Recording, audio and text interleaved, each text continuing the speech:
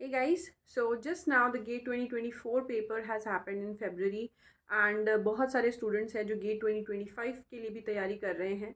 So based on this question paper as well as based on the previous year question papers, I want to give you a little piece of advice, I think which is going to go a long way. That is कि जो GATE examiner है उसके दिमाग में क्या चल रहा होता है while setting the paper for students.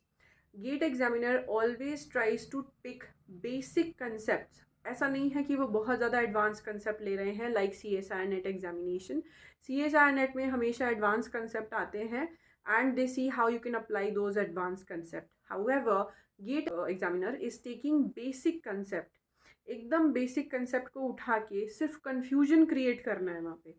Okay, so they are always taking basic concept like a simple SN1 SN2 reaction and they are always creating confusion whether this is the correct answer or this.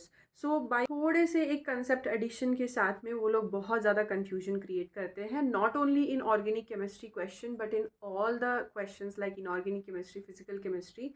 So the questions are mostly based on selectivity, whether chemoselectivity, that is दोनों functional group में से कौन सा react करेगा, or stereoselectivity, that is where the group is going to attach in stereo, और regioselectivity, right? So हर type की selectivity के ऊपर क्वेश्चन ज़्यादा बेस्ड होते हैं. Both in organic as well as in inorganic, the questions are mostly based on little concepts like Bend's rule, like let's say Drago's rule, जो एकदम basic concept है, DGM rules.